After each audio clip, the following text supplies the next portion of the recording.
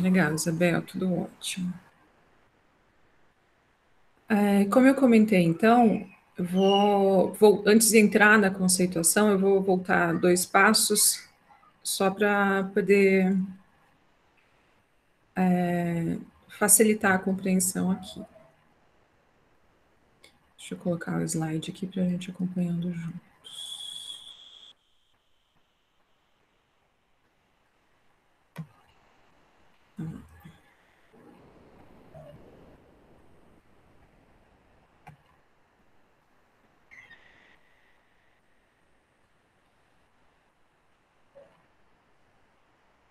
Aí.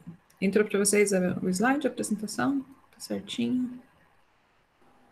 Sim. Sim. Legal, obrigada pelo... Ok. Então, voltando um pouquinho sobre o diagnóstico, né?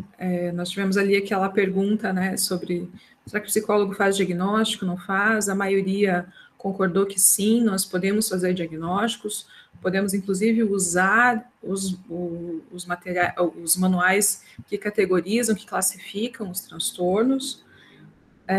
Porém, para o decorrer do processo terapêutico, existem 2 frentes de diagnósticos que nós precisamos trabalhar.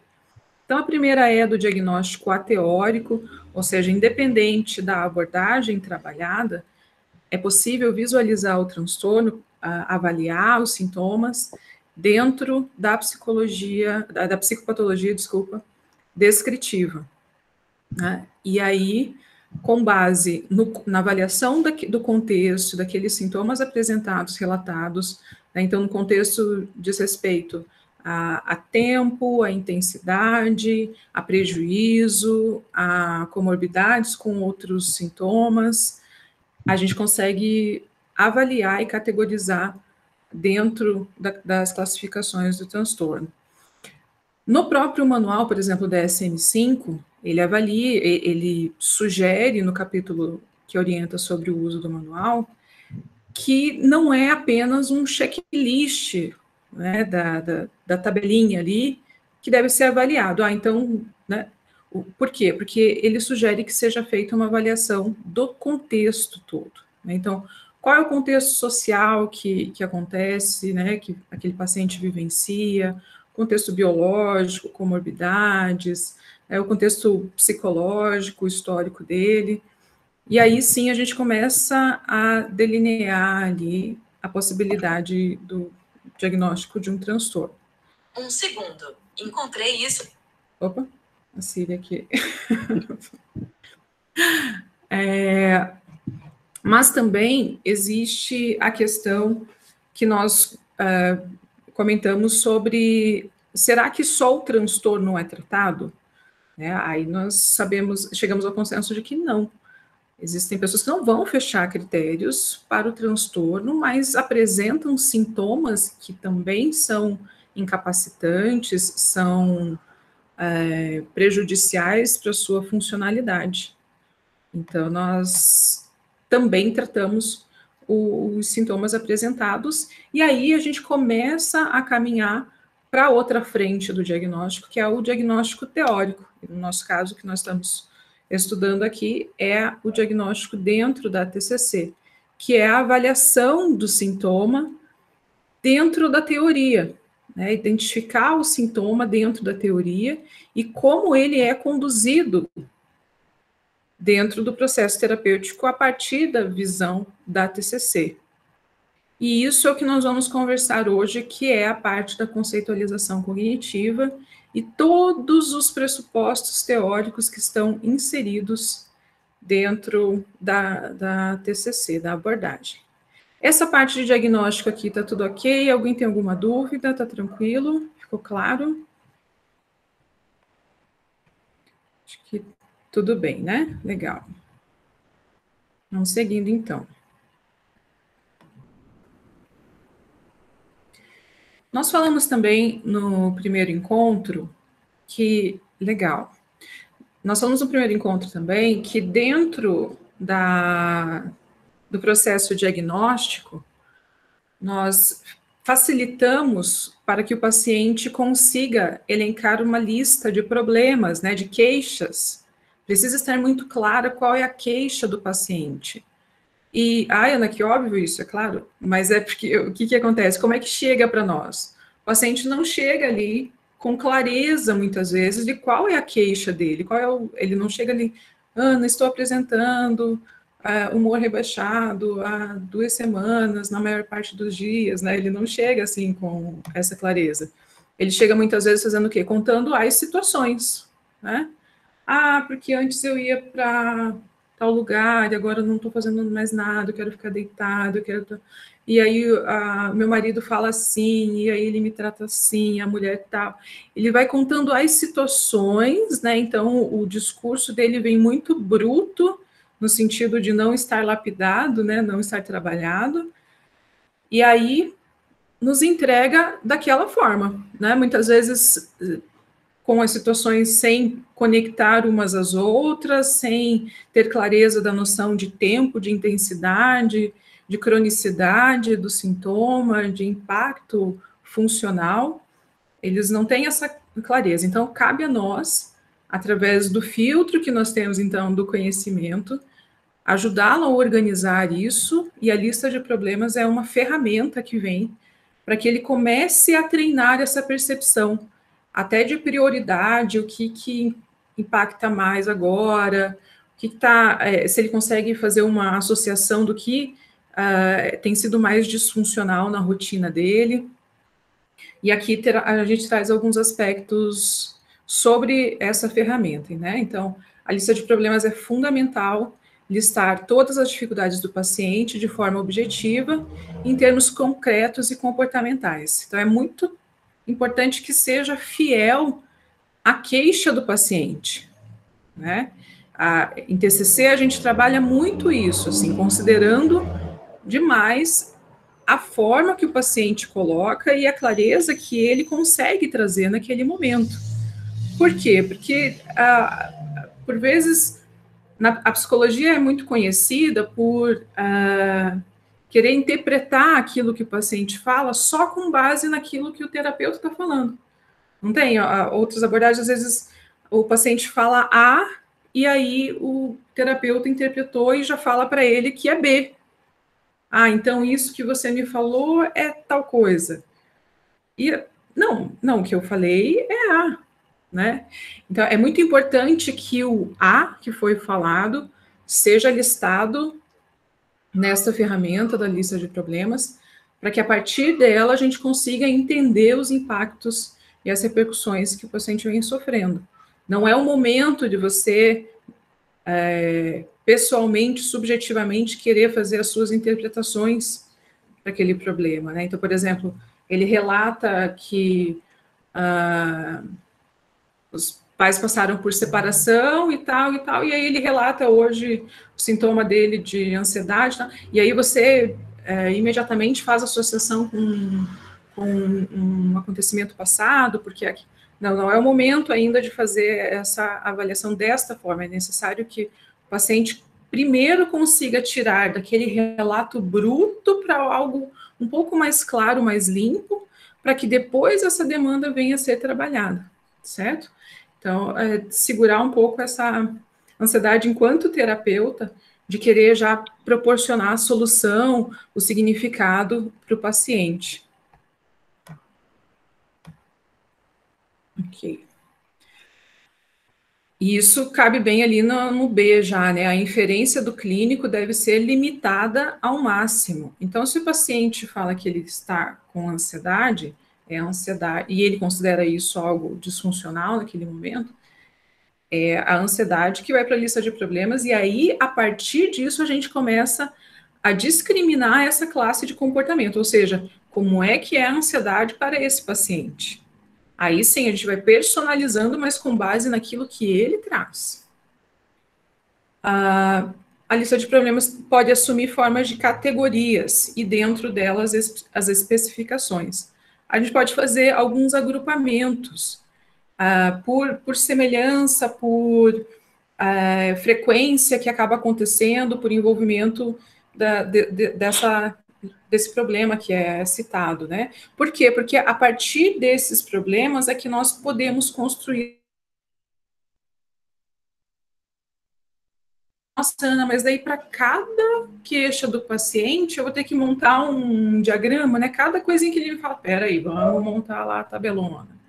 Aí falou outra situação, cadê a outra tabela, né? Aí fica perdido lá com 10 tabelas. Então, para você começar a se organizar e até para facilitar a compreensão do paciente, começar a tentar categorizar, né? Se o paciente se ele consegue associar determinada queixa com outra, então já categorizá-las. A lista de problemas favorece a organização hierárquica dos focos de atendimento, então exatamente elencar as prioridades ali conforme o impacto do sofrimento. E sugere-se que a lista não contenha mais do que 5 a 7 categorias, né, dentro da lista, mais do que 5 a 7 desses conjuntos aí, para que depois a gente não fique tanto com tantas conceituações diferentes para serem feitas, né? Calma, vamos fazer aos poucos, conforme essa demanda veio, pega a prioridade e aí vai trabalhando, ao invés de se encher de conceituações ali naquele momento. Aqui, eu não poderia deixar de trazer, tanto para revisar, quanto para familiarizar quem ainda não teve muito contato, o modelo cognitivo da TCC, então, né, que é a relação entre a situação ocorrida, os pensamentos automáticos e a reação emocional, comportamental ou fisiológica advinda da interpretação dessa situação. Então, aqui, nesse intervalo entre situação e o pensamento, existe a interpretação, que é o que desencadeia todo o restante ali dos acontecimentos cognitivos, ou emocionais, ou comportamentais. Essa parte aqui, gente, até aqui, tranquilo, alguma dúvida? Porque é bem importante que esteja claro, por isso que eu estou revisando, senão depois fica mais complicado a parte da conceituação. Como é que tá? Tá tranquilo? Tranquilo, André? Sim. Mari também. Uhum. Legal, gente, tudo certo. Que bom. Então tá jóia. Todo mundo ok. Ah, que bom. Então vamos seguir.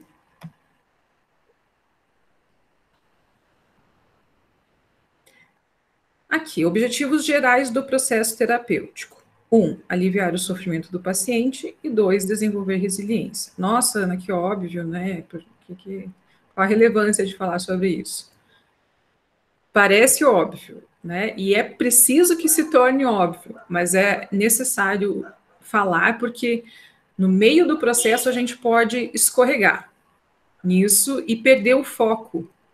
Às vezes pode acontecer devido ao fato da conceituação não ser feita ou ser feita indevidamente, o terapeuta perdeu o foco. Às vezes vai para aquele foco assim você acaba trabalhando mais com o entretenimento do paciente. O que será que eu vou fazer agora hoje para ele? Qual atividade que eu vou aplicar? Acaba perdendo o foco, porque aí você já não tem mais como objetivo aliviar o sofrimento do paciente, porque a tua lista de problemas ficou esquecida, porque você está tão ali preocupada, né, com as atividades, os recursos, que a prioridade da lista, né, e todo o trabalho que é feito antes acabou se perdendo. E desenvolver resiliência, ou seja, à medida que o paciente apresenta pontos fortes, pontos positivos, repertório de manejo, de enfrentamento de problemas, mesmo que ele já traga isso da sua vida, né, tem uns que trazem mais, outros são mais fragilizados nisso, mas esses pontos também precisam ser fortalecidos, valorizados, para que ele consiga inserir no processo e naqueles aspectos da vida que até agora ele não estava conseguindo desenvolver de forma resiliente. Então, por mais que pareça óbvio aqui, guardem esse pontinho aí que depois a gente pode recuperá-los aí em algum momento, tá? E entrando, então, efetivamente na conceitualização cognitiva. Em alguns casos, vocês vão ouvir falar sobre conceituação, outros conceitualização, uns falam conceituação de casos e não cognitiva, mas a ideia é a mesma, tá? Que é um processo em que terapeuta e cliente trabalham em colaboração para primeiro descrever e depois explicar os problemas que o cliente apresenta na terapia. Sua função primária é guiar a terapia de modo a aliviar o sofrimento do cliente e desenvolver a sua resiliência. Olha ali o que ele coloca: primeiro descrever e depois explicar os problemas. Então, exatamente aquilo que a gente estava comentando, né? Como vem toda a demanda ali bruta, então a primeira ideia é a gente tentar fazer uma tradução, né, uma lapidação de toda essa demanda que vem, para que ele comece a conseguir explicar por que ele fica ansioso, como ele fica ansioso, por exemplo, como ele lida com aquele sintoma.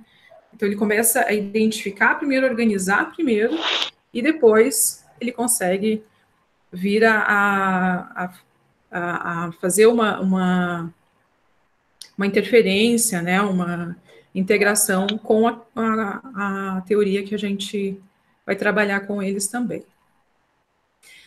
Ou seja, a conceituação é você pegar o relato do paciente, né, e a teoria vai ser encaixada nesse relato, nessas queixas.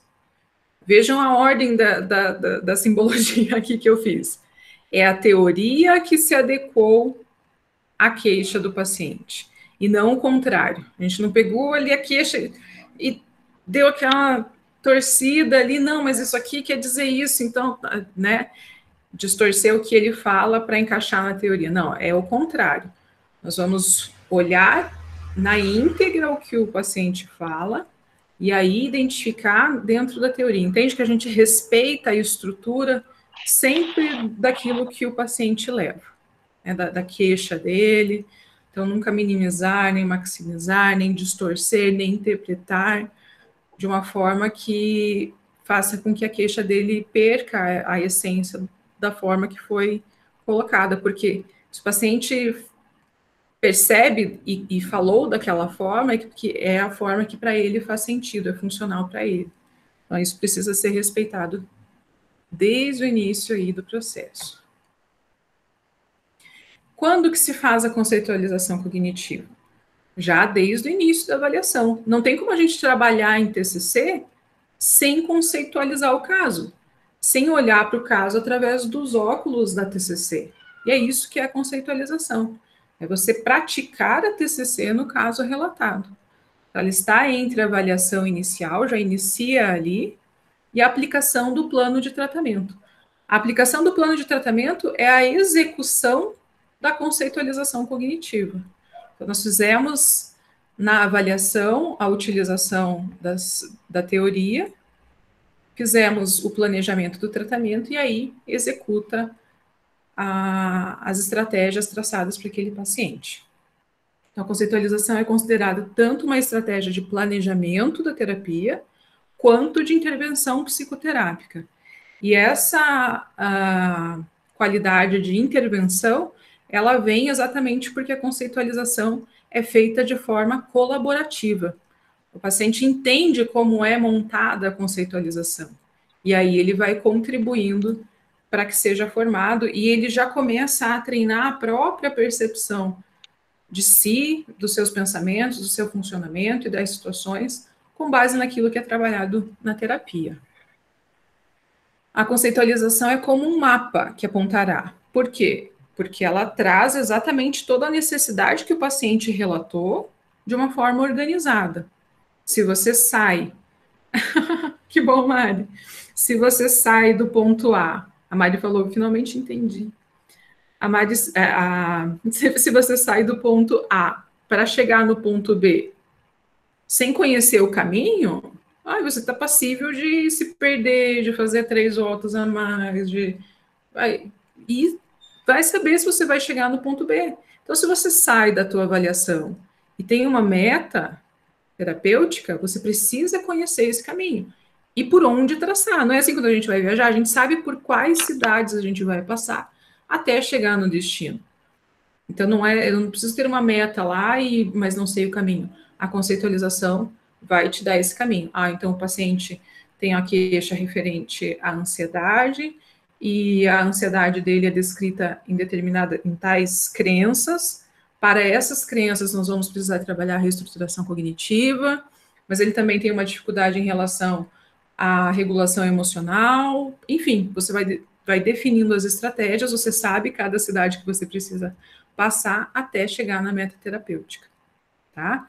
Então, a conceitualização cognitiva nada mais é do que a aplicação da teoria na fala, na demanda que o paciente traz. Por isso que ela é um processo totalmente individualizado. Isso eu reforço aqui para vocês, porque muitas vezes a TCC é conhecida e até criticada por quem fala: a TCC é muito rasa, a TCC é só preencher formuláriozinho lá, a TCC ela é muito quadrada, né? Ela é muito estruturada, fechada. Então, as pessoas que desconhecem a teoria acabam tendo essa noção, e muitas vezes os próprios terapeutas acabam contribuindo para a manutenção desta ideia. Por quê? Porque fazem questão de usar só o que as outras pessoas criticam. Daí eu só uso tabelinha, só uso atividade, só uso recreação, só uso, vamos fazer isso, né? E aí, quando os outros psicólogos veem que a intervenção está nesse raso, acabam confirmando o preconceito que eles têm em relação à TCC. Então, o fundamental é conhecer os pressupostos teóricos da TCC, que já é uma caixa de ferramentas, né? Às vezes, eu vejo, tem outros grupos, por exemplo, que trocam materiais e tal, e aí eles ficam pedindo materiais específicos, assim. Então, por exemplo, assim, eu quero material. Você tem material para trabalhar com ansiedade? Tem material para trabalhar com falar em público? E aí, assim, querem algo. Daí eu fico pensando assim, poxa, mas a TCC já oferece tanto fundamento para trabalhar com isso, que eu fico sem entender o que mais que eles precisam. Será que toda a base da TCC já foi feita e mesmo assim daí eles querem algo a mais? Ou será que nessa base da aplicação da teoria está falhando e aí eles estão buscando alguma outra ideia de alguma outra coisa? Será que alguém tem algum para complementar? Né? Então, por isso que eu quero muito fortalecer isso, né, com quem participa aqui do grupo, porque eu acho que é isso que vai nos fazer diferenciados no mercado. A segurança que nós tivemos nas ferramentas que nós temos e transformar isso em utilidade para o paciente, e isso apontar para resultados eficazes, vai fazer toda a diferença. Né? E aí finaliza ali o último ponto, que requer profundo conhecimento dos pressupostos teóricos, que são as ferramentas e a efetividade da ação. A Regiane colocou que acredita que a insegurança é possível, é uma possibilidade, né? Que aí você se vê ali diante do paciente que traz aquele relato bruto, e aí, como o pressuposto teórico não está bem fundamentado, você não consegue conectar, porque, como eu disse na primeira aula, né? Às vezes, tudo bem, a gente está no início da carreira clínica, às vezes a experiência a gente vai adquirindo com o tempo, mas isso não é problema quando você tem o conhecimento teórico.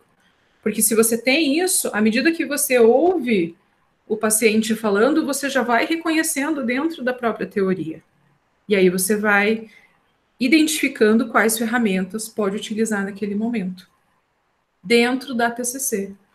Então, assim, gente, se o paciente, se o terapeuta passa e executa todos os processos do diagnóstico teórico,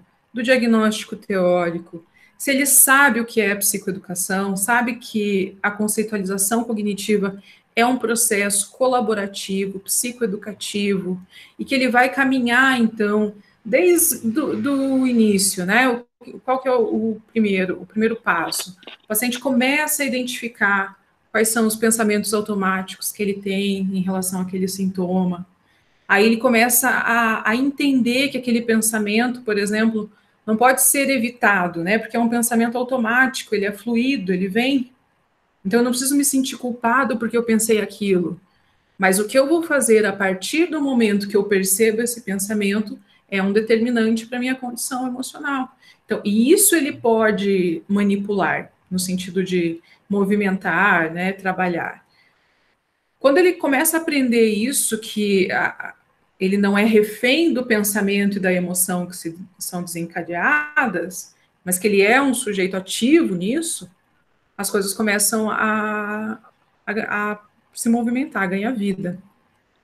E isso a gente trabalha independente do transtorno, independente do sintoma, a gente consegue trabalhar com as ferramentas que a TCC tem a fim de chegar naqueles objetivos iniciais, né, que pareceram óbvios, que é reduzir o sofrimento e fortalecer a resiliência do paciente.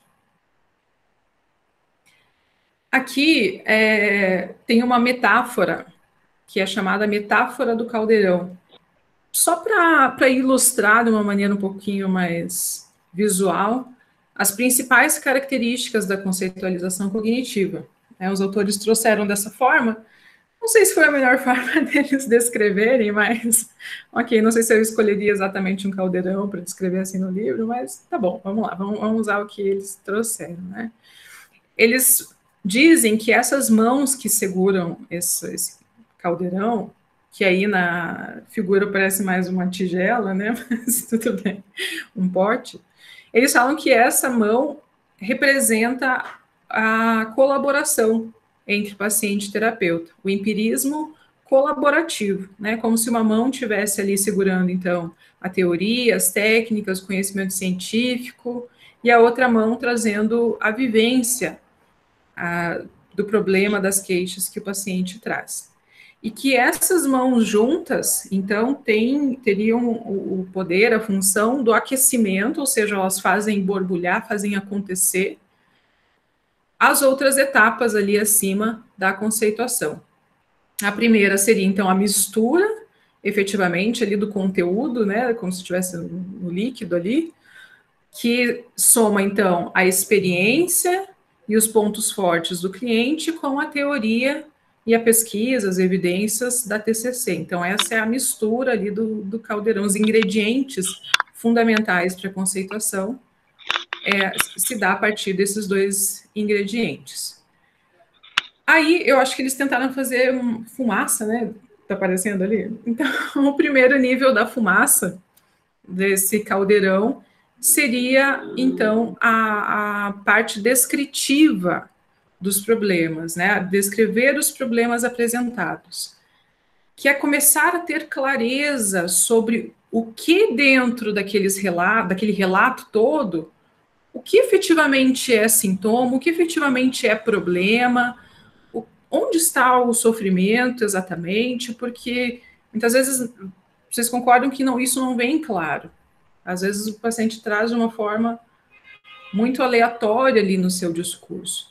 Então, a primeira função, a primeira base ali, primeiro degrau ali da fumaça, se é que fumaça tem degrau, né, mas aqui na representação, é a descrição dos problemas.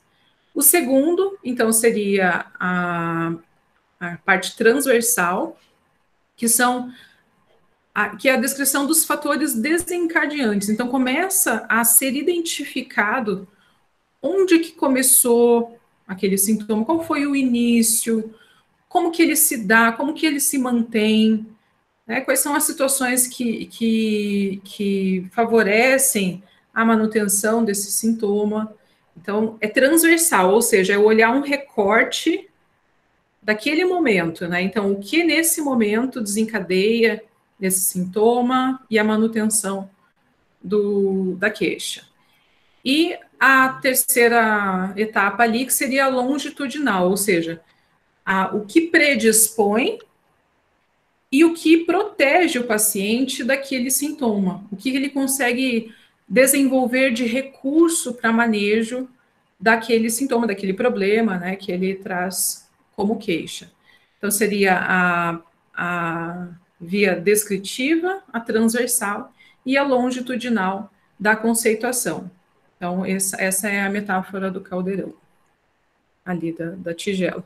Metáfora da tigela, vou mudar o nome. E eu gostaria de descrever aqui com vocês as funções da conceitualização de caso. Tranquilo aqui, gente?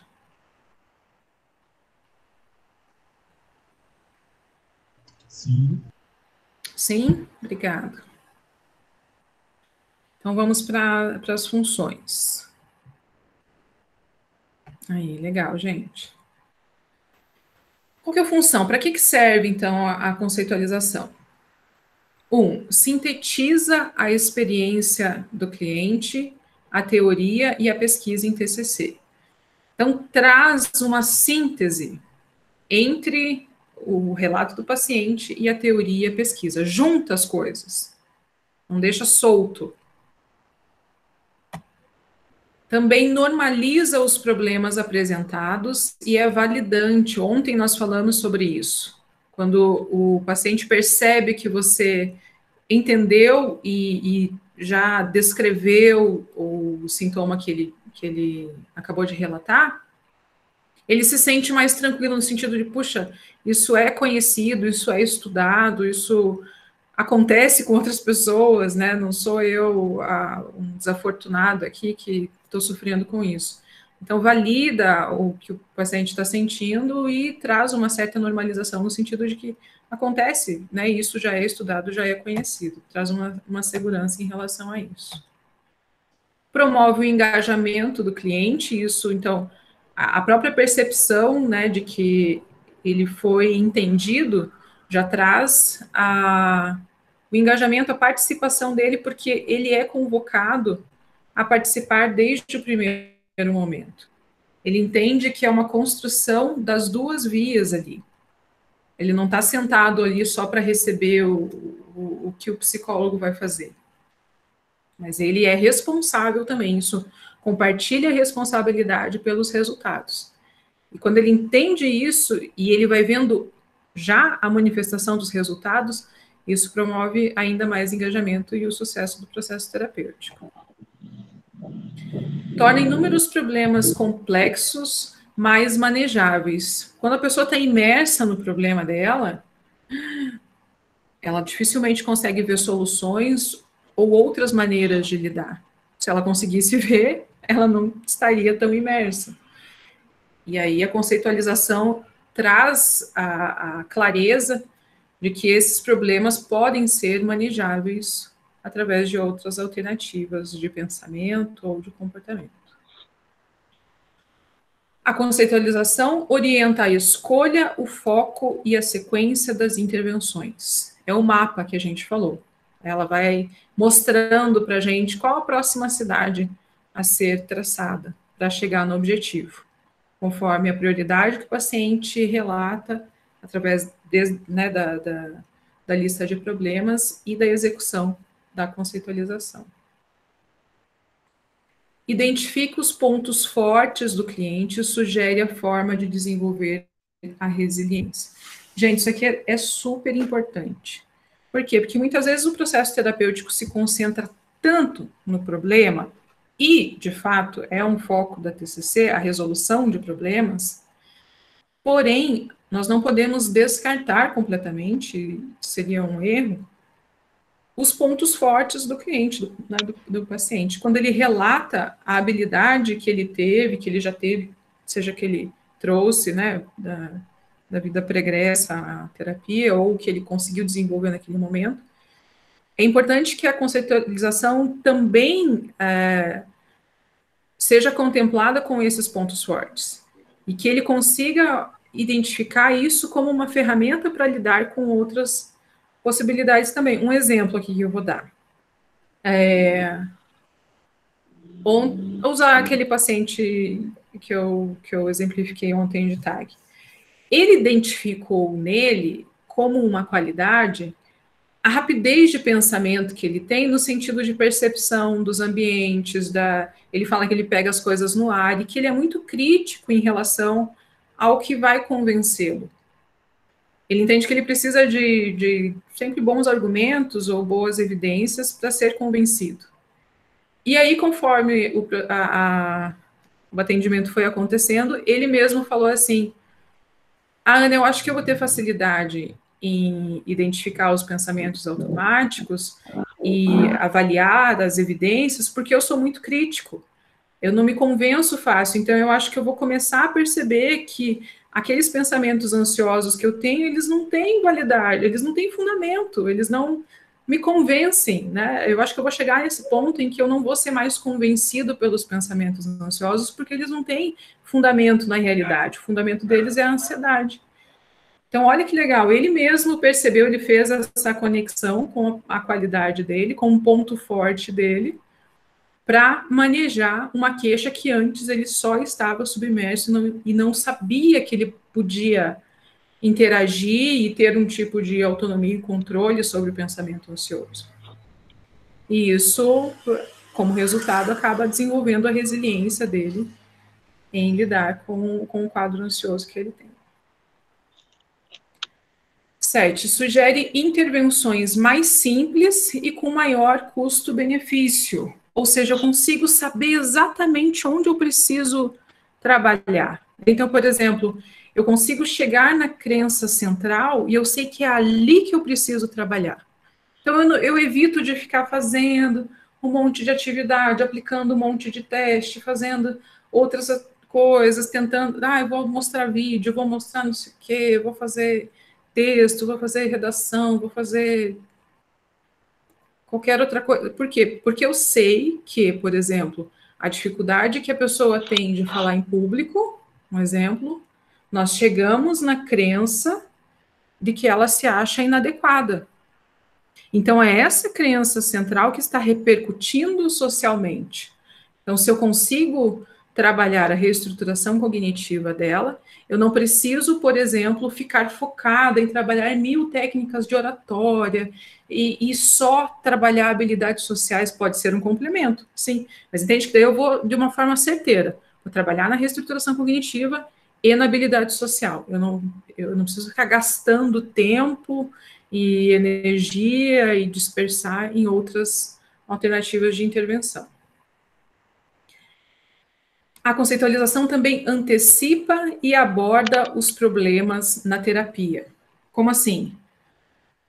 Se existe alguma queixa do paciente que pode impactar o processo terapêutico, se ele começa a ter clareza já dessa queixa lá no começo, eu já fico atenta para a repercussão dela na continuidade do atendimento.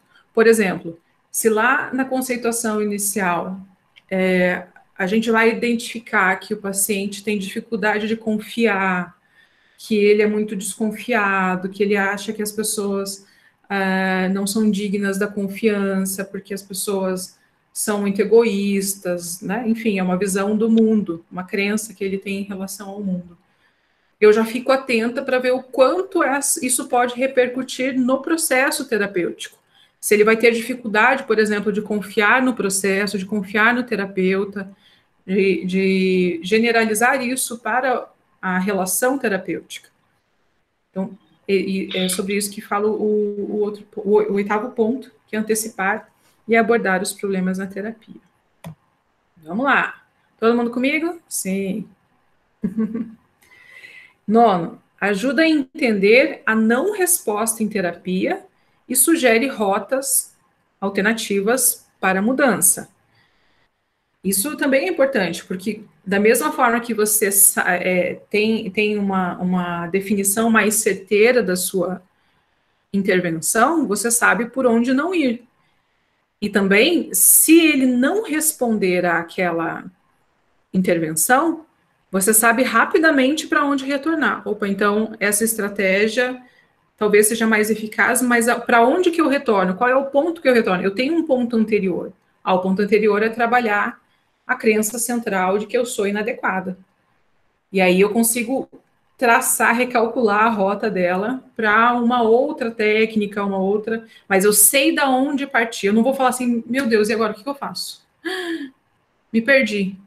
vou fazer alguma coisa, vou trabalhar aqui alguma atividade, vou ler um livro aqui com ele, vou...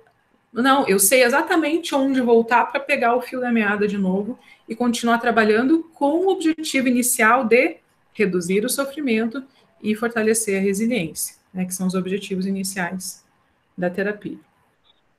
E o 10º é o último, acabou a lista, que é possibilitar uma supervisão de alta qualidade do próprio paciente em relação ao processo. Fica claro para ele qual os próximos passos a serem dados, fica claro para ele qual é a meta final do processo terapêutico, ele sabe, se começa a patinar, ele já percebe, e aí como existe dentro da estrutura o feedback, rapidamente isso é identificado. Ali mesmo ele já consegue falar, olha, eu acho que isso eu não entendi direito, acho que não fez muito sentido, não está muito conectado, talvez isso tenha mais a ver com outra coisa. Então, rapidamente, a gente já consegue ajustar a intervenção, ao invés de patinar, né? Às vezes eu vejo, nossa, eu morro de dó, assim, às vezes tem paciente que fala assim, eu acho que minha terapia não está dando certo, né? Você vê relato de pessoas que falam por aí, falam assim, não estou mais vendo resultado na terapia. Aí você vai perguntar, mas por quê? Mas você conversou? Não, eles não conseguem nem mensurar onde que eles estavam, para onde que foi. Fica um negócio muito vago, muito solto. E com a conceituação, não. Ele acompanha os passos e quando o passo não está legal, a gente já consegue identificar e corrigir rapidamente.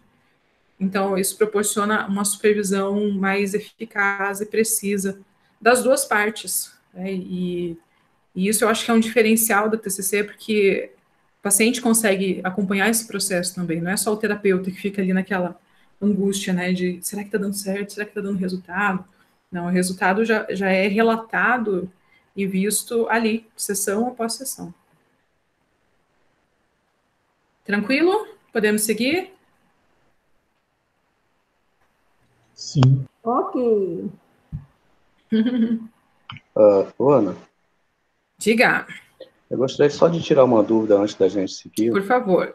Vamos lá. É referente a um assunto que já ficou um pouquinho para trás, mas que ainda traz um pouco de dúvida. Sim.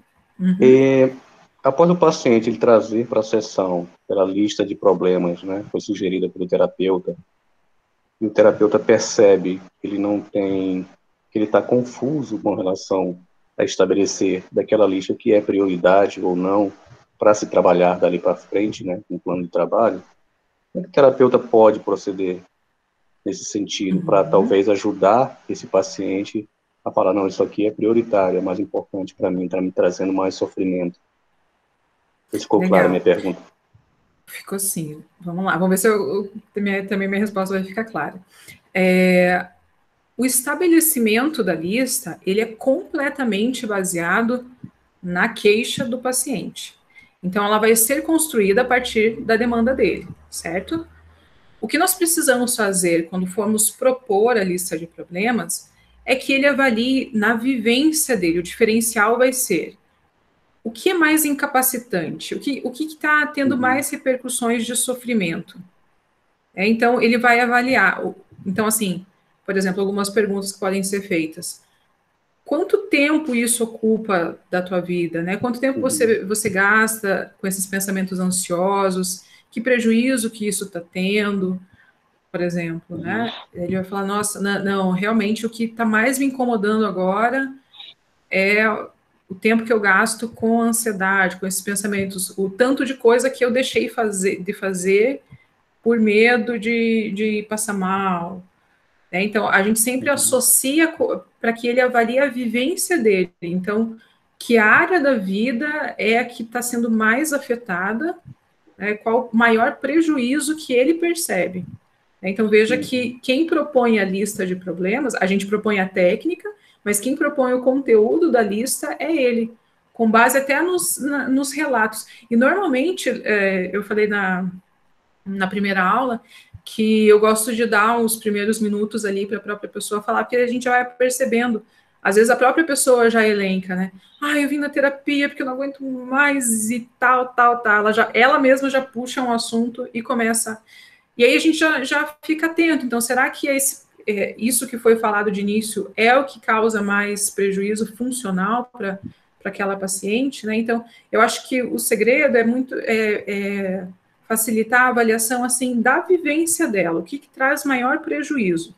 Ela vai saber o que é, quanto tempo ela sofre mais com cada coisa, né? E aí eu acho que a gente facilita isso ligando no dia a dia dela. É mais no trabalho, é mais... Eu sempre ligando com a experiência. E aí deixar ele ou ela, né, construir a lista. Não sei se eu te respondi, Sandro. Sim, ótimo, perfeito. Obrigado. Tranquilo? Imagina. Mais alguma coisa, gente? Tá tranquilo? Deixa eu ver aqui no nosso chat. Tá tranquilo, né? Beleza. Seguimos, então. Deixa eu compartilhar a tela de novo.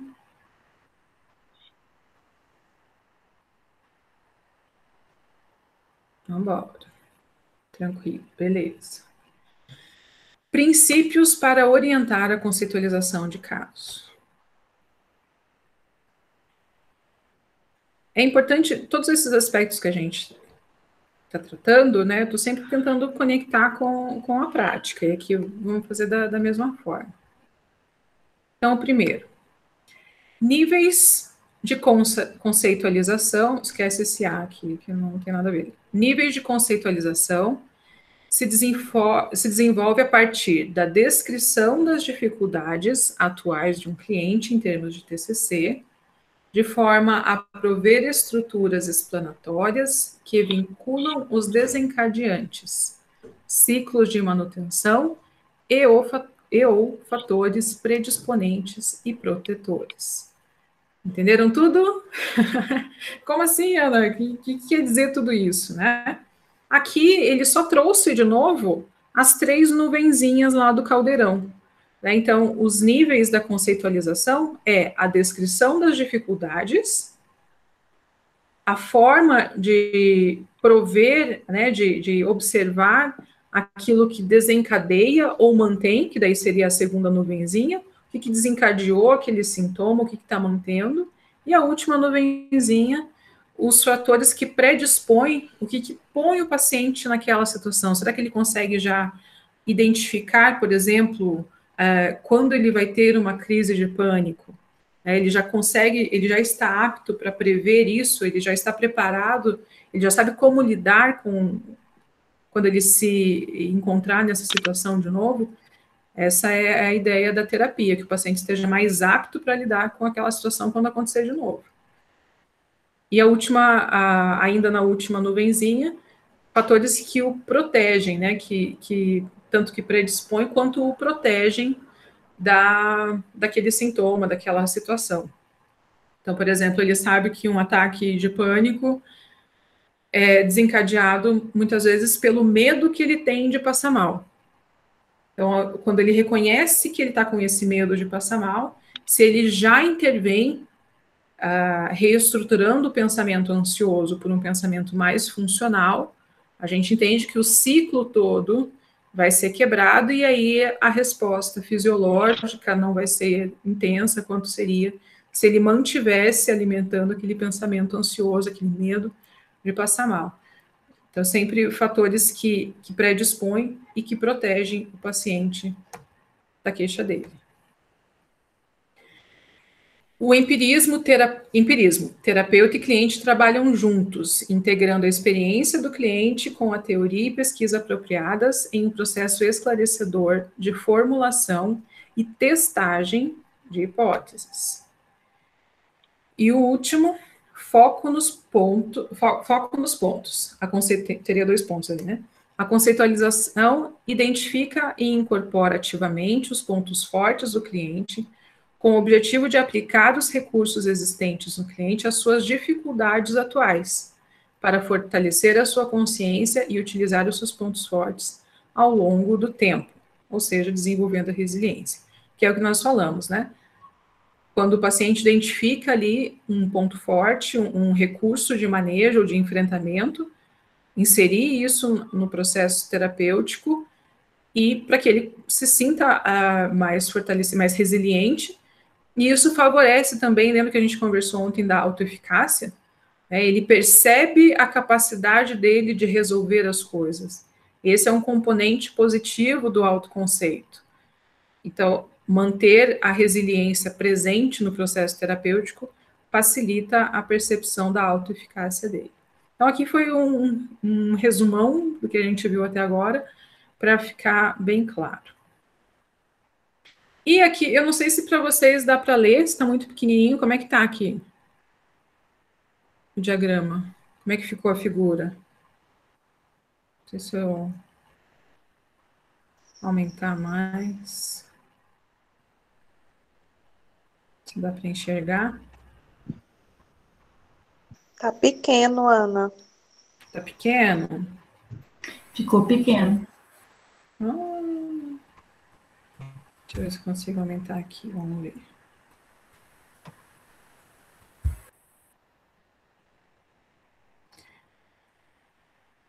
Tá, eu vou, então, lendo para vocês aqui, identificando. Vocês veem o meu cursor, essa minha flechinha, ou não?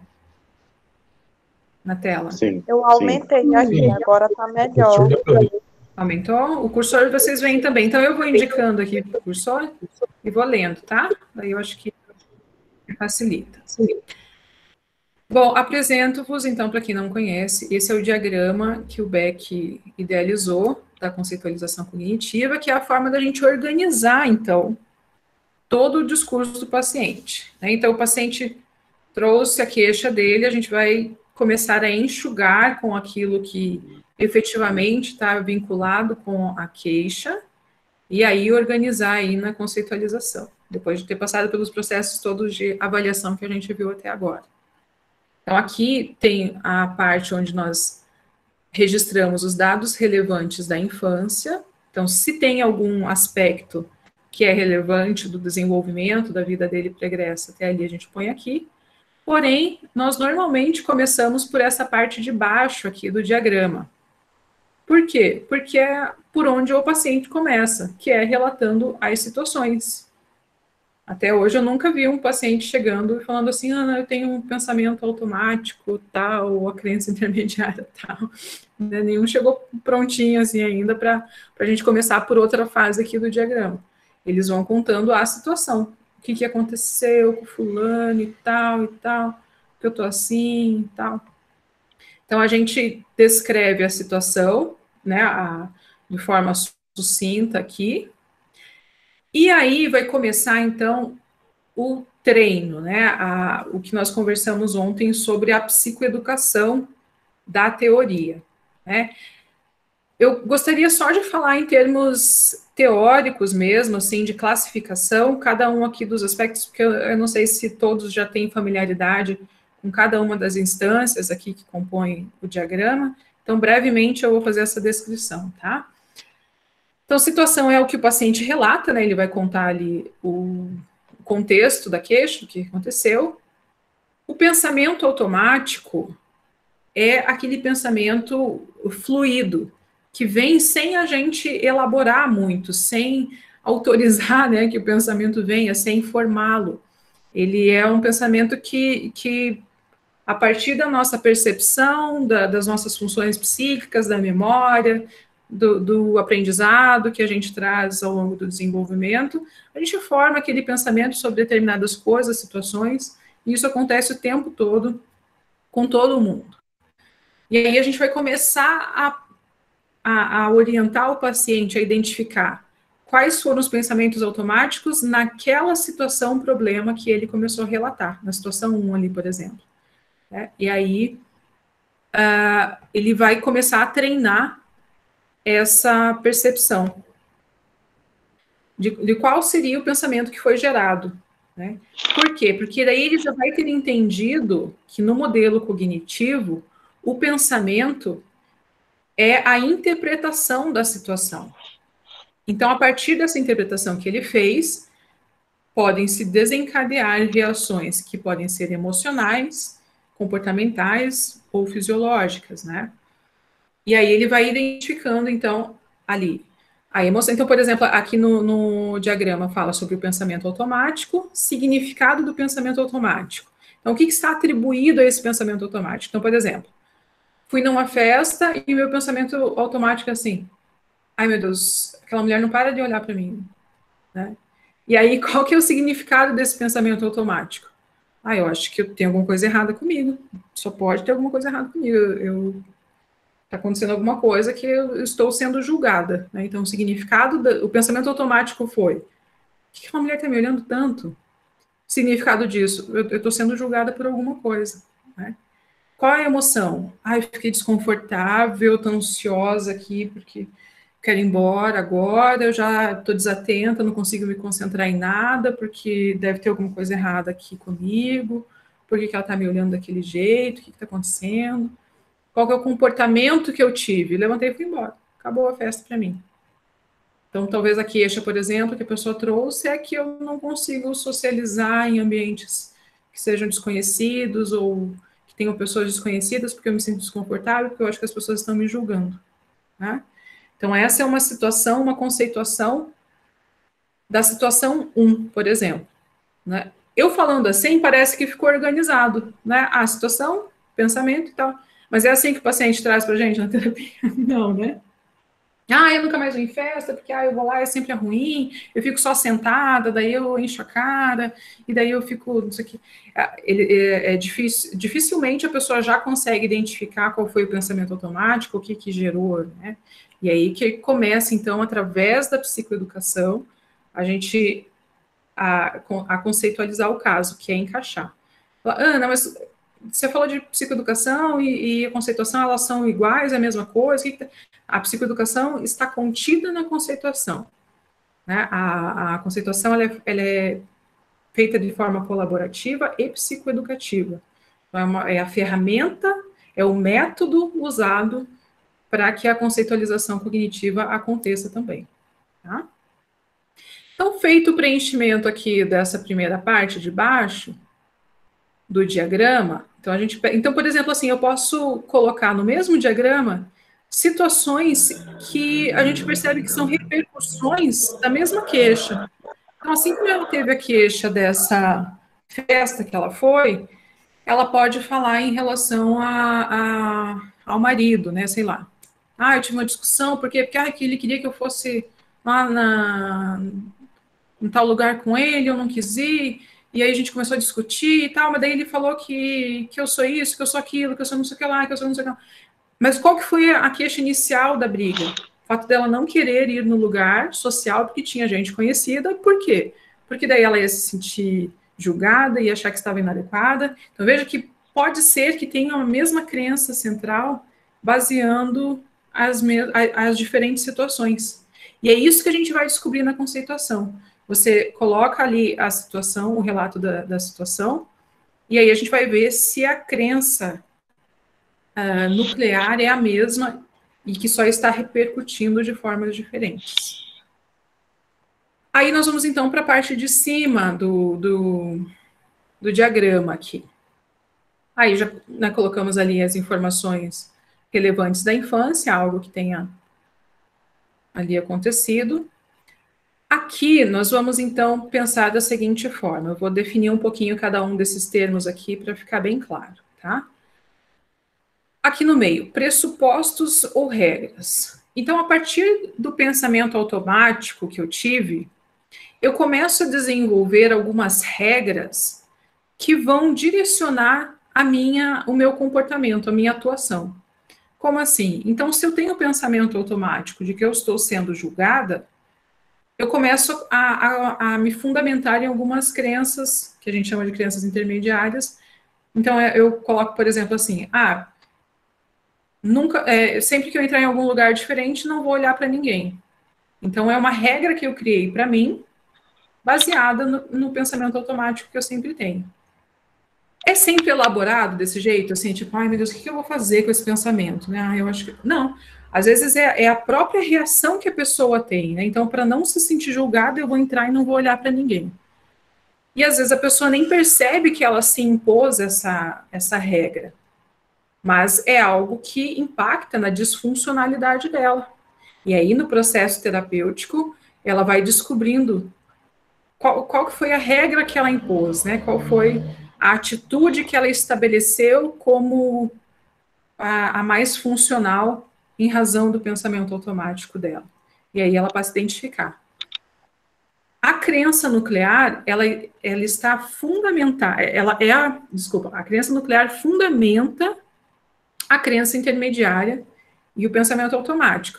Então, eu começo a enxugar, né, todas as outras questões até chegar na crença nuclear. Como que a gente faz isso? Através de algumas técnicas. Eu acho que a principal utilizada é a da seta descendente, que vai fazendo perguntas abertas, né, porém direcionadas, no sentido de chegar até a crença central.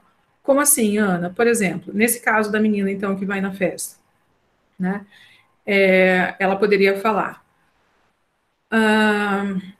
então, aí eu me sinto julgada, né, eu fui na festa, a mulher me olhou e eu me senti julgada. E aí a gente começa a investigar com ela.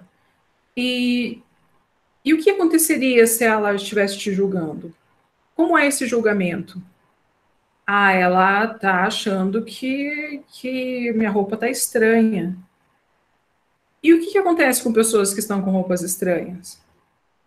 Quer dizer que a pessoa não tem noção da realidade, que tá passando vergonha ali, que ela não sabe avaliar os contextos sociais, porque colocou uma roupa ridícula, ou que ela tá com uma maquiagem mal feita, e aí todo mundo tá olhando, né? E aí ela se vestiu inadequadamente, né?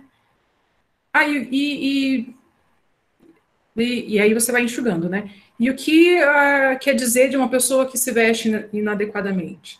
Quer dizer, então, que ela não sabe olhar para si mesma e perceber o que fica bem nela. Eu acho que nada... Mas aí, o que ela acontece? Como é a situação que ela está relatando, aqui eu estou falando como se fosse de terceiro, né? Mas a pessoa vai falando dela mesma durante a terapia.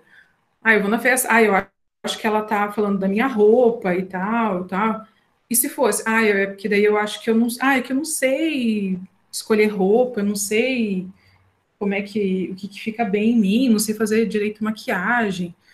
Eu não sei fazer nada direito. Aí a gente chegou naquela crença, né? Eu sou um fracasso em tudo. Por quê? Porque a gente foi trazendo a reflexão a partir daquele pensamento automático, e aí ela chega numa crença que diz respeito à visão que ela tem dela mesma, tá? E aí ela chegou, então, na crença de que ela é um fracasso, que ela não faz nada direito. E aí a gente começa a olhar, então, para aquelas outras situações que foram relatadas ali, se elas têm fundamento na mesma crença nuclear. Então, se eu acredito que eu sou um fracasso, então a repercussão da minha inadequação na festa foi em razão disso. O meu desconforto, muitas vezes, por uma situação do trabalho, também pode ser baseada nisso. Então, a gente já liga a antena para ver que diferentes situações podem estar embasadas na mesma crença. E a partir, então, da identificação da crença, veja que todo esse processo o paciente vai acompanhando, ele vai entendendo que existe um pensamento automático, que existe uma crença intermediária e que existe uma crença central, que interfere nessas situações. E a partir da identificação, então, dessa crença distorcida, é um erro cognitivo, a gente vai trabalhar a reestruturação cognitiva, né? Então, com técnicas de exame de evidências, então a gente vai buscar evidências que comprovem ou que confrontem aquela crença. Então, a gente vai trabalhando de forma que exista uma crença mais adaptativa. Né? Então, talvez ela vai perceber que ela não é um fracasso em tudo. E que, né, ela começa a adequar a realidade àquela crença que antes era enrijecida, né? E aí a gente entra naqueles erros cognitivos todos lá, que às vezes, né, ou da catastrofização, o tudo ou nada, que a pessoa acaba estabelecendo para ela e acaba sendo regida por essa crença. E aí a gente vai definir a estratégia. Qual a estratégia que a gente vai usar para trabalhar com a crença central que foi identificada, com o problema que foi identificado a partir dessa avaliação toda. Certo? Gente, e aí, como é que tá? Dúvidas?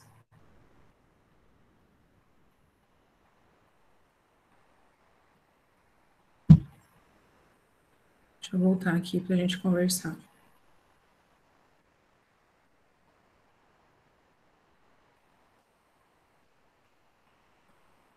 A Mari falou que vai me colocar num potinho. Meu Deus do céu. Tem gráficos, tem esses gráficos no livro?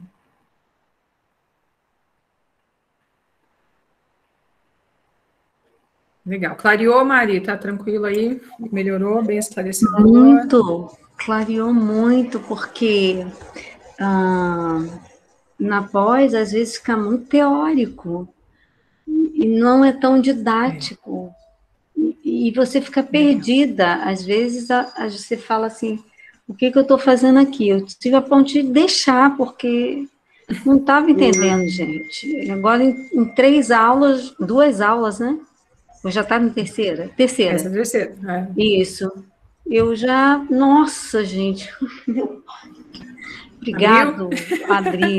Falei de colocar no potinho para ir comigo, onde eu for, né? Para ir junto. Potinho de ouro. Ah, legal, Mari. Foi ótimo. Legal, obrigada, viu? Obrigada por esse retorno, legal. E veja que isso que a Mari falou é o que acontece no processo terapêutico. A importância de a gente linkar com a vivência, com a realidade, né? E é a mesma importância que a gente tem de conhecer a teoria, porém saber como aplicá-la. Senão fica vago, a gente fica perdido. Você entende que um sintoma do terapeuta perdido é quando ele não sabe o que fazer. Ai, o que eu faço? O que eu vou inventar agora? Meu Deus, eu já fiz de tudo para essa mulher e não... O que eu faço? Ah, acho que eu vou, sei lá, desenhar. Vou ensaiar uma música com ela. Aí você fica numa função de recreador, de companhia, de amiga, né? Às vezes você até por amizade. A Ana falou, quando você explica parece tão fácil, mas na prática é difícil. Mas aí, o que a gente começa a fazer? A ideia da gente falar em termos práticos é justamente para que quando você começar a ouvir o relato do paciente, você já vai identificando, você vai passando pelo filtro.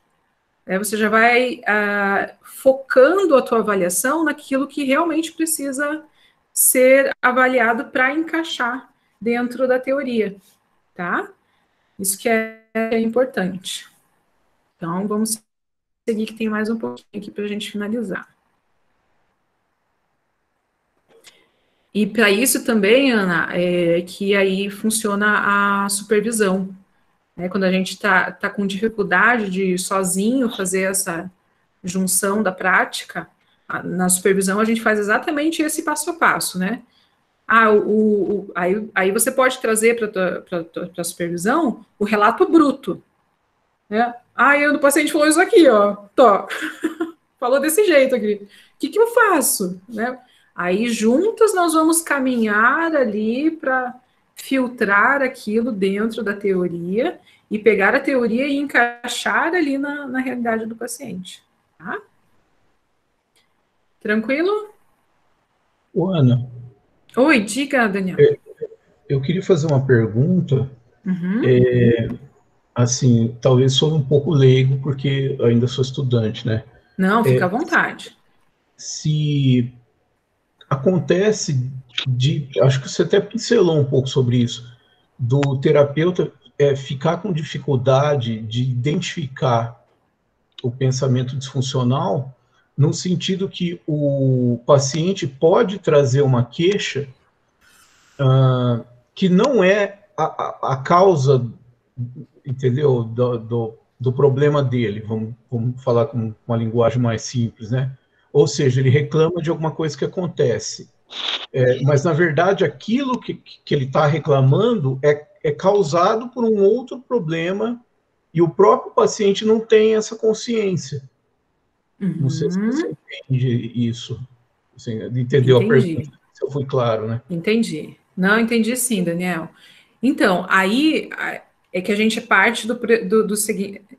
Eu vou dar a explicação, depois eu vou pegar um exemplo, tá? Para a gente deixar claro. A gente parte do pressuposto teórico da TCC que a situação em si, ela não é o problema em si. Calma que daí eu já vou exemplificar, tá? Porque a gente pode falar, não, mas pode ser o problema sim, pode ser uma tragédia aqui acontecendo, Né? Coitado, como que não é o problema? Tá acontecendo aqui uma tragédia e não. Não. Mas o que pode trazer repercussão para a pessoa é a forma que ela interpreta aquela situação. Porém, existem preocupações, por exemplo, existem problemas que são legítimos, ou seja, a pessoa está passando por algo realmente que é problemático, que é difícil, né? E normalmente acontece. Então, por exemplo, tem um paciente que está num jogo de sinuca, assim, ele não sabe se vai perder o emprego ou não. Tem o paciente que está com um familiar internado e vida ou morte, né? Então ele está naquela situação onde a situação é dramática. Existe, né, uma situação problemática. Porém, o que a TCC nos traz é que existe sempre uma forma mais adaptativa de lidar com aquela situação. Veja, não é pensamento positivo. Ah, não, você tem que pensar positivo, porque vai dar certo, porque você não vai ser mandado embora, porque o familiar, né, vai ficar 10 aí. Gente, isso parece engraçado, mas o que eu já vi de psicólogo fazendo isso com o paciente, incentivando o pensamento positivo, e pior, dando garantia de algo que ele não pode dar. Né, eu trabalhava em um hospital e às vezes eu via o psicólogo lá falando, não, vai dar tudo certo, ela vai sair da UTI, vai ficar tudo bem. E aí o paciente, meia hora depois, morria, né, o familiar do paciente. Poxa, como é que o psicólogo me garantiu que vai ficar tudo bem? Me enganou, mentiu para mim, né? Então, a intervenção do psicólogo foi pouco eficaz porque foi baseada num nada, não foi baseada numa teoria. Então, assim, uma intervenção, por exemplo, dessa situação de luto, de morte, é encontrar uma forma, uma interpretação mais adaptativa para o paciente encarar a situação que é difícil. Então, por exemplo, do luto, né, quais recursos que ele tem para lidar com o luto? Tem paciente que lida através da fé, tem paciente que lida através do envolvimento maior com a família. Não, então eu quero ficar agora, eu vou tirar uns dias para ficar mais perto da minha família. Tem paciente que gosta de, eu preciso viajar, né, eu preciso espairecer. Então, para aquele paciente, é um recurso mais adaptativo, diferente do sofrimento extremo que ele estava antes da terapia. Entende que a função da terapia é sempre a encontrar um pensamento, um comportamento, uma emoção mais adaptativa, mais conectada com a realidade, que ofereça uma forma melhor de manejo, e não necessariamente uma forma positiva de resolução completa. Ficou claro, Daniel? Como é que... Mas pode acontecer dele, inicialmente, trazer uma demanda que depois você, analisando mais a fundo, você vai ver que o problema não é aquilo lá que ele reclamou a primeira vez. Isso. Se a reclamação dele foi a situação, você diz? Não, por exemplo, deixa eu ver se eu consigo aqui Dá um pensar exemplo, em alguma coisa. tenta dar um exemplo. Isso. Por exemplo, a pessoa fala assim, olha, eu não consigo trabalhar direito, eu não estou conseguindo ser produtivo, porque eu sou uma pessoa que eu não consigo manter o foco. Então, aí pareceria isso, né? Ele não mantém o foco e tal. Mas, de repente, ele não quer aquilo. Ele não quer aquele trabalho. Ele não gosta daquele trabalho e ele, se ele trabalhasse numa outra área ou numa outra função, né? Um ramo totalmente diferente, Entendi. Ele seria produtivo. Legal. Porque ele gosta, né? Só que, então, ele está no lugar errado, né? Vamos, a grosso modo, dizer assim, está trabalhando no lugar errado. Só que ele não sabe disso, ele não percebeu isso, né? Ele acha que ele é improdutivo. E, às vezes, ele quer fazer aquilo porque ele acha que, sei lá, a família dele quer, a esposa dele, por exemplo, ele trabalha numa empresa e aquilo lá tem a estabilidade que a família enxerga com bons olhos, sendo que ele gostaria, talvez, de trabalhar por conta, só que é uma coisa que para ele seria bom, né? Ele se daria bem com aquilo, mas a família tem um preconceito, por exemplo. Então, casos legal, assim, bom exemplo. Entendeu? Tem um emaranhado de coisas, assim, tentando encobrir e tal, né? Pode acontecer, né? Legal. Então, como a gente trabalharia? Veja que, então, ele tem a situação do emprego dele, e aí a gente chega à conclusão de que ele se considera, naquele momento, improdutivo. Dentro do contexto que ele está vivendo hoje, né, naquela empresa, ele se considera improdutivo. Então, chegamos a essa crença. Aí, o que nós vamos fazer? Quando a gente chega na crença, a gente vai questionar essa crença. Uma das técnicas que a gente tem é questionar as evidências, ou seja, ver até que ponto essa queixa se sustenta, até que ponto ele realmente é improdutivo. E aí a gente começa a investigação nesse ponto que você colocou. Né? Então, por exemplo, assim, quais são as evidências que confirmam que eu sou improdutivo? Porque eu vou para o trabalho e, nossa, eu piso lá, me dá um desânimo, parece que suga, né? Mas sempre foi assim? Não. Quando você faz outras coisas, é assim? Não, quando eu chego em casa e daí eu vou lá para minha marcenaria e, nossa, eu fico doido lá, eu quero passar o dia inteiro fazendo, mas daí quando eu sei que chega na segunda-feira... Então, a gente já questionou a crença dele de que ele é improdutivo. Peraí, então ele é improdutivo no contexto desse trabalho, entende? Daí a gente vai limpando, vai lapidando aquela crença dele. E aí ele vai vendo, poxa, então tem outras situações que eu não sou improdutivo, né? E aí a gente começa a elaborar, então, essas outras possibilidades. Então, que alternativas você tem para lidar com isso? Daí ele pode falar assim, então acho que, nossa, eu vou me organizar, então, para trabalhar na minha marcenaria, porque... Né? E aí, a partir disso, a gente vai trabalhando. Mas veja que o processo que a gente fez foi esse. A gente identificou a situação dele, como que ele estava interpretando essa situação, que pensamentos que ele estava tendo, a crença dele, que ele era improdutivo. Aí a gente questionou essa crença, foi vendo o que fundamentava ou não, para daí a gente, a partir disso, conectar com formas de manejo mais adaptativas, mais eficazes, para que ele resolva essa queixa inicial. Tranquilo? Então, tranquilo. Só para fechar, eu acho que agora até lembrei de uma coisa que eu já li mesmo. Não importa exatamente o quanto a crença é real ou não. O que importa é que ele acredita naquilo. Né? Perfeito. Exatamente. Então, se no fundo, né, a crença não é real, nesse caso ele não é uma pessoa improdutiva, não é necessário tentar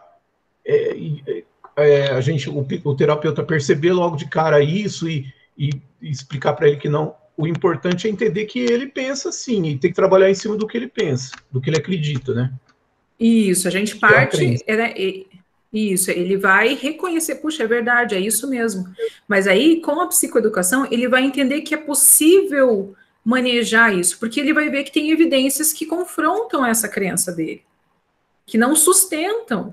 Né? Poxa, se eu tenho essa crença que eu sou improdutivo, mas, nossa, eu chego em casa, eu, né, louco para correr, porque eu adoro fazer exercício, eu adoro incentivar todo mundo a fazer exercício e tal, então, poxa... Para mim, isso quebra a crença, né, de que ele é improdutivo.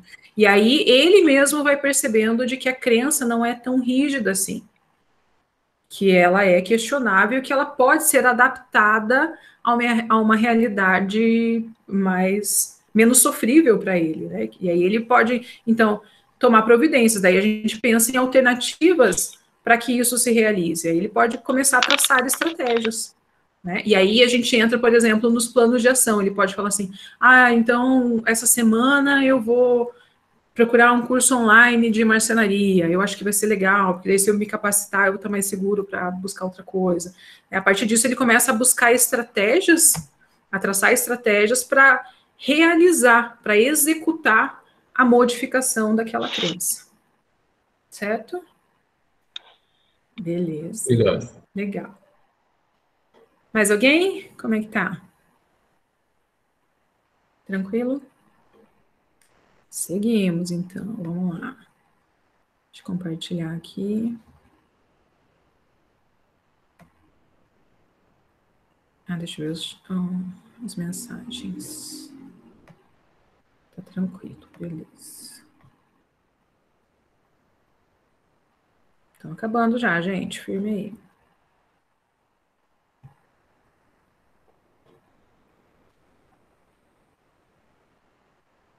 Então, aqui o diagrama do Beck.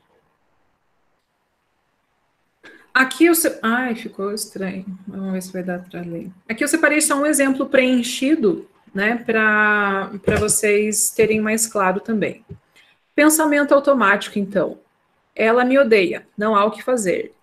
Então, por exemplo, minha madrasta me odeia, não tem o que fazer, ela me odeia, meu relacionamento é péssimo com ela. Significado disso, as pessoas me machucam, as pessoas não são bondosas, elas são egoístas, e não tem jeito de mudar isso, né? Não há futuro. Que emoções que são desencadeadas? Tristeza, desesperança. E comportamento de tentativa de suicídio, né? Tem a situação aqui em cima, né? Então, por exemplo, discute com a mãe e a mãe a ignora, né? Então, daí ela pensa, a minha mãe me odeia, as outras pessoas me machucam, desencadeia tristeza e desesperança, comportamento e tentativa de suicídio. Veja outra situação que pode estar fundamentada na mesma crença, e uma situação completamente diferente, lá com o professor. Ó. O professor não atende a sua solicitação em sala de aula. E o pensamento automático, ele me acha uma retardada. Significado, eu sou defeituosa, deve ter, né, alguma coisa errada comigo. Ou, né, vale menos a minha opinião do que a dos outros. Não posso confiar nos outros, porque se eu tenho uma necessidade e meu professor não atende, não dá para confiar. Desenvolve raiva, decepção, discute na sala de aula. Terceira situação, em discussão em casa, pai concorda só com a irmã. Pensamento automático, eu sou errada, ninguém me entende, sou incompreendida. Significado do pensamento automático, se ninguém me entende, eu estou vulnerável aqui, né? Ninguém tem demonstração de afeto a mim. Emoções, tristeza, ansiedade. Comportamento, corta o braço. Aqui, dados relevantes da infância, fruto de uma...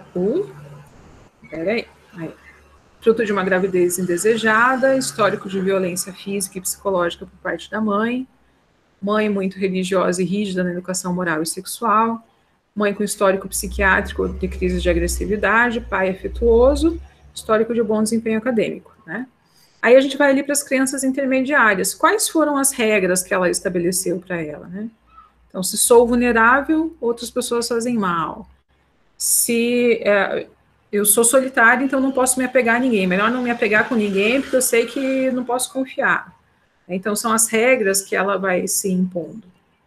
Se os outros abandonam, então eu tenho que me vingar, eu já tenho que ter uma postura de ataque, porque as pessoas vão me machucar, né? E aí a gente chega na crença nuclear dela, né, que é sou vulnerável, sou solitária, sou defeituosa, né, sou uma alienígena. Já tive paciente que falou isso. Não sou amada, sou incompetente, não sei lidar com a dor, né? O futuro depende de como lidarem comigo, ou seja, se as pessoas não lidarem comigo direito, meu futuro não é promissor, eu sou fadada ao fracasso. Então veja que essas crenças nucleares, elas fundamentam aquelas diferentes situações, né? Que aconteceram em locais diferentes, com pessoas diferentes, e que quando o paciente traz, ele traz tudo embaralhado. Ele traz ali misturado, sem a clareza devida de que eu briguei com a minha mãe porque eu me acho defeituosa. Eles não têm essa clareza, mas aí nesse processo a gente vai chegando até a crença nuclear, para daí a gente conseguir. Daí a próxima etapa são as estratégias efetivamente de intervenção. A reestruturação cognitiva, a regulação emocional, a ativação comportamental, o treinamento de habilidades sociais, né, e todas as suas técnicas que estão contidas aí dentro dessas estratégias. Tranquilo? Aqui era mais um exemplo, assim, para poder ver como diferentes situações podem se integrar numa mesma queixa central. E como eu disse, então, feito isso, a gente vai ter mais clareza ali no estabelecimento das metas terapêuticas. Então, diante disso tudo, onde eu quero chegar com a terapia, né? Então eu quero saber lidar melhor com essa minha insatisfação no trabalho, como o exemplo que o Daniel deu, né? Eu estou insatisfeito no trabalho, eu quero aprender a lidar com isso. A minha meta é que na terapia eu consiga identificar, né, o que acontece, por quê, um jeito de lidar melhor.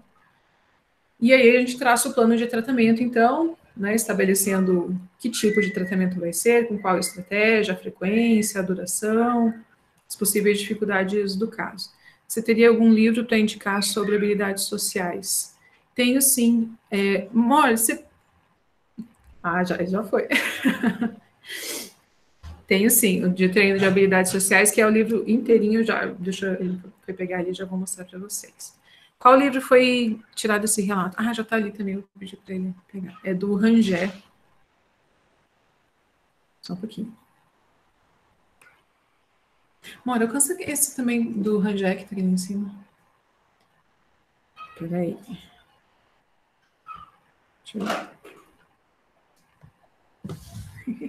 Esse. Tem uma... Aí, então, o de habilidades sociais é esse aqui, ó, do Caballo. Manual de avaliação e treinamento das habilidades sociais, do Caballo. Entendeu? Esse livro é excelente, sério. Ele, sabe por quê? Ele traz, assim, claro, desde o contexto, do que é, como é que é, né? Mas ele traz exatamente a descrição de todo o passo a passo, assim, dentro de cada função, sabe? Então, por exemplo, deixa eu colocar aqui. Eu acho que não vai dar para ler, né, de jeito nenhum. Não, muita pretensão, né? Dá para conseguir. Mas aqui, por exemplo... Mostra outra vez a capa, por favor. A capa. A capa, sim. Isso, capa, dá. Vamos lá. Tentar pôr bem pertinho aqui. É isso. Manual de avaliação e treinamento das habilidades sociais é do Vicente Caballo.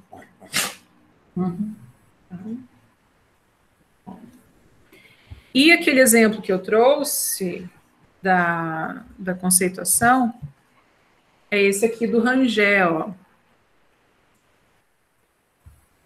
Eu acho que ele já está com uma versão mais... uma edição mais atual, mais nova. Mas é do Bernardo Rangel e colaboradores, psicoterapias cognitivo-comportamentais, um diálogo com a psiquiatria. Ele é bem grossão, assim. Tá? Inclusive, nesse livro aqui, ele traz um capítulo excelente, que é o capítulo de conceitualização cognitiva mesmo. Cadê? Aqui é a parte... Ele tem um capítulo de processos de avaliação. Não vai dar para ler. Que aí o que ele faz? Ele propõe um modelo de conceituação que foi implantado num serviço que ele foi supervisor. E aí ele traz certinho, assim, todos os dados da avaliação que são trabalhados. Tanto é que no grupo, para quem entrou mais no início do grupo, eu compartilhei um vídeo que eu tenho no YouTube, que eu descrevo esse modelo do Rangel. Para quem não viu, eu acho que eu vou compartilhar de novo no grupo, que ali no vídeo está descrito todo esse capítulo que o Rangel usa como modelo. Então, ele traz as informações que são levantadas no processo diagnóstico, incluindo, e daí o diagrama de Beck está no meio ali da avaliação, né? Mas ele traz todas as etapas, eu acho que é bem legal também. E o legal é que ele também traz um capítulo sobre o tratamento, a conceitualização e tratamento dos transtornos psiquiátricos. Então, daí ele traz um capítulo para cada transtorno. Aqui. Para cada transtorno, então, daí com o tratamento. Eu não sei se está invertido, se está de espelho, como é que está? Não está invertido, só está pequenininho. Só está pequenininho, né? Mas eu vou compartilhar, então, o vídeo que eu descrevo esse capítulo ali do Rangel, que é muito legal esse modelo. Dá até para, né, quem for mais habilidoso e quiser montar uma planilha com os dados para usar, enfim, daí fica conforme a habilidade e a criatividade de cada um, tá? Gente, e aí, dúvidas? Acho que deu para a gente dar um resumo aí da conceitualização, uma esclarecida, né, Mari, que nem a Mari falou, uma clareada. Quem tiver alguma dúvida que eu possa... Verdade, muito bom, excelente. Eu já tive essa aula na pós, mas eu tive hoje essa aula, hoje que eu tive. Eu tive uma leitura na pós. Hoje eu tive a aula. Obrigada.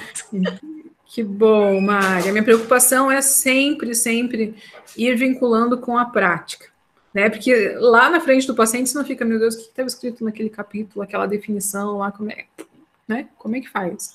Então, a minha preocupação é sempre de ir encaixando com a prática, né? Porque é na prática que a gente usa a teoria. Então, a gente precisa conhecer, sim, precisa sentar o bumbum na cadeira e ler, isso precisa. Mas saber, a partir do momento que a gente sabe, a minha principal, assim, se vocês, né, esquecerem tudo que eu falei, se vocês principalmente levarem, assim, de que a TCC já oferece na sua estrutura todas as ferramentas que vocês precisam, então vocês podem ficar tranquilos nesse planejamento, né, se vocês conhecerem. Não precisa ficar catando coisa para fazer, né, sai com o carro desgovernado, né, querendo chegar na meta terapêutica. Como é que eu vou chegar? Não sei, tô indo, né, saí aqui, arranquei. Não dá, gente, não dá para fazer assim, porque assim a gente perde tempo, o paciente está investindo dinheiro, né, ó, o Snow dando oi. O paciente perde dinheiro e o resultado é pouco efetivo, né? Aí o paciente não volta, nossa credibilidade vai para o buraco e aí, né, é só tristeza. A Silvia perguntou se eu dou supervisão. Sim, dou supervisão individual. Estou bolando aí a próxima supervisão em grupo também, vamos ver aí se vai rolar, mas dou supervisão individual também, tá? Eu quero, mas vamos agendar, pessoal, vamos ver que ainda tem horário. Tem mais alguém que... Diga, Daniel. Diga. Eu acho que de tudo, assim, uma coisa muito interessante que eu vi, que você já tinha falado bem atrás, quando você falou que às vezes a pessoa fica buscando técnicas, que nem você falou, qual que é a técnica para ansiedade, qual que é a técnica que usa para depressão? E sendo que, principalmente que você falou da conceituação, a TCC em si, né, enquanto os conceitos principais dela já fornece ferramentas, você acabou de repetir isso, já é a ferramenta, né, para se trabalhar, e não ficar buscando tantas técnicas. E quando, principalmente no caso do estudante, né, a gente está em contato ali com o livro da Judith Beck e tal, e ali é muito, assim, passo a passo, né? A impressão que dá é que tudo, olha, você vai ter aqui um guia linha por linha para fazer tudo. Então, aquilo também induz a gente a tudo querer um apoio, né? Não, eu preciso de uma técnica, eu preciso saber qual pergunta que vai ser e qual resposta que eu vou receber para saber qual que é a outra pergunta e tal, e por aí vai, etc. Aí a minha pergunta, né, que talvez, não sei se vai saber responder assim, né, porque você tem uma experiência já, né, profissional, se é comum, até você pincelou uma hora que você falou que no hospital, né, tinha psicólogos que prometia coisas, né, que tipo, o seu parente vai ficar bom, ele vai sarar. Então, assim, não sei se você já viu isso que eu vou perguntar agora, né, mas se é comum para o psicólogo da TCC cair muito na coisa das técnicas e não conseguir trabalhar com a essência em si, né? Essa essência de saber qual é o conceito de pensamento e comportamento já é a ferramenta, a essência da coisa. Entendi. Acontece bastante, Daniel. Acontece bastante por quê? Porque nós vamos usar técnicas, né?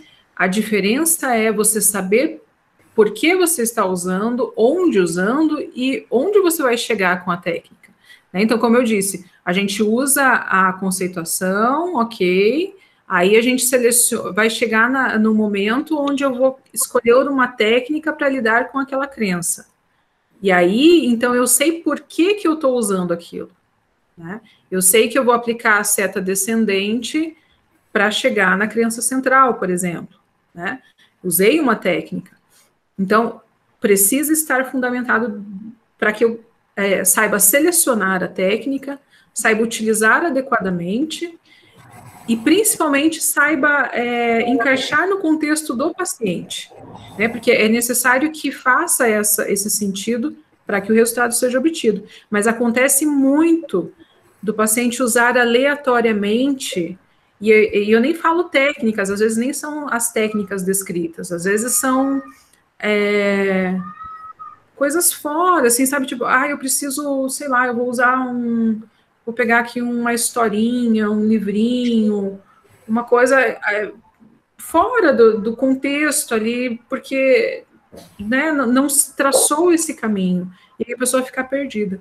Então, acontece, sim, infelizmente, e é por isso que eu digo, assim, da importância da gente se fundamentar, porque aí traz uma segurança para nós, né, porque eu sei onde eu vou.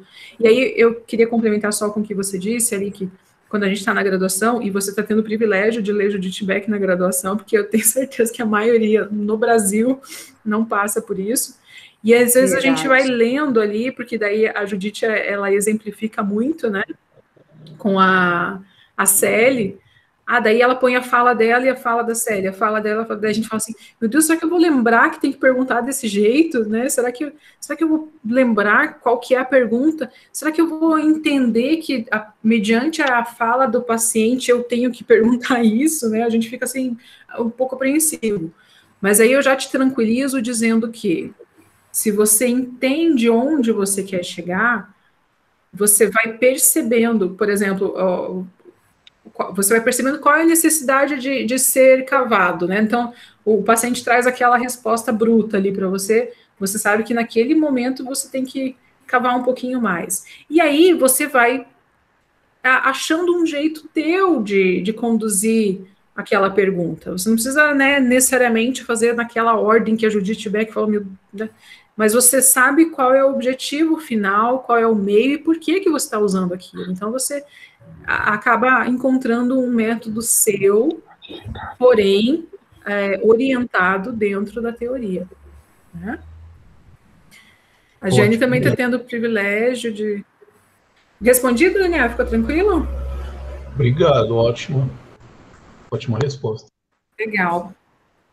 Porque a minha preocupação é exatamente essa, assim, sabe? Da quantidade de psicólogos que não sabem por que estão fazendo aquela intervenção. Né? Como eu falei no hospital, gente, eu vi cada coisa, assim, que eu olho daí por um lado humano e vejo que é por boa intenção, sabe? Mas que não tem efetividade, não está conectado com a realidade do paciente, e aí é pouco eficaz no resultado. Né? Então, último exemplo, só para terminar, tá? Prometo. No hospital, por exemplo, eu tinha uma paciente que eu acompanhava há muito tempo na enfermaria, né? E aí a paciente foi para a UTI, né? Agravou o quadro, foi para a UTI, mas estava consciente, e aí na UTI era uma outra psicóloga que atendia, porque tinha a divisão ali, né, de setores. E a gente fazia rodízio, mas naquele momento era outra psicóloga.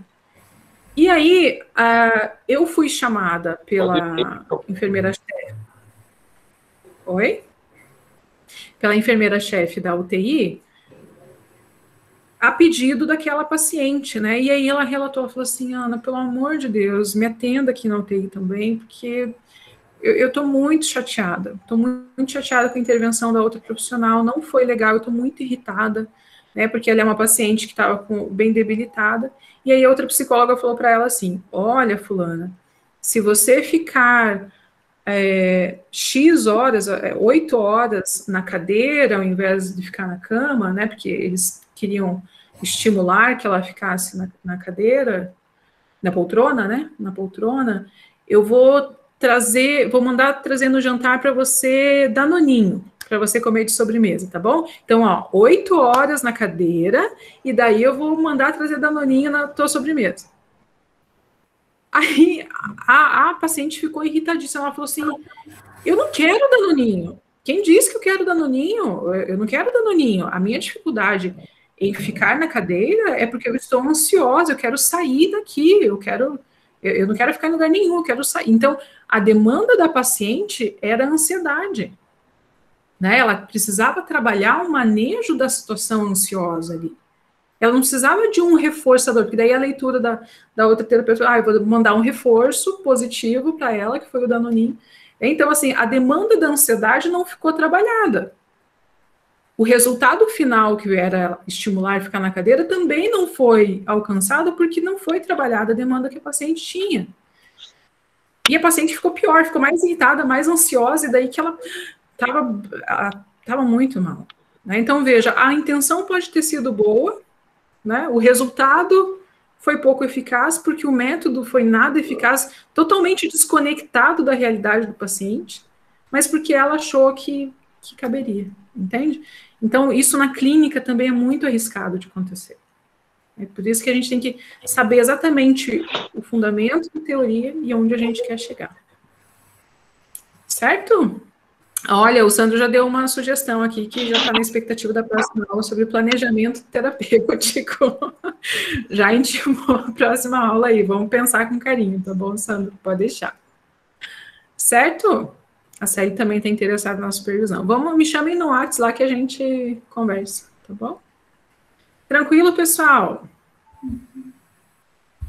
Larissa já está no grupo de estudos, vamos lá. Disponha, gente. Obrigada por terem acompanhado até agora, pela participação.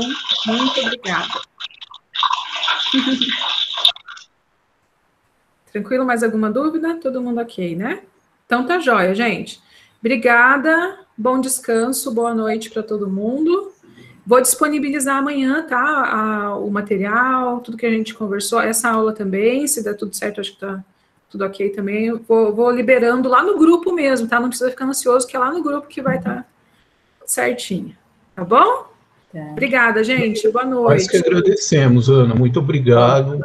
Conteúdo excelente, a sua maneira de explicar, como muitos já falaram, não é assim difícil de entender, mas não deixa de passar a teoria, de estar dentro, né, da ciência, do científico. Ótimo, nós só temos que agradecer por você essa disposição em compartilhar os seus conhecimentos, a sua experiência. Que bom, Daniel. Eu fico feliz porque a minha preocupação era fazer de uma forma que todo mundo conseguisse acompanhar, né?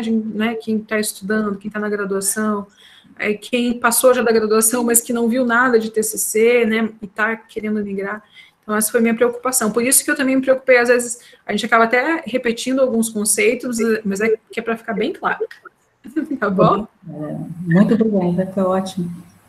Obrigada, Ângela. Obrigada. Boa noite, foi ótimo. Muito obrigada. Obrigada, Zilanda. Boa noite para todo mundo, gente. Obrigada. Boa noite. Tchau. Tchau, Boa tchau. noite. Obrigada. Boa noite, Ana. Boa noite, pessoal. Boa noite, gente. Boa noite para todos. Boa noite, Sandra. Até mais. Obrigada.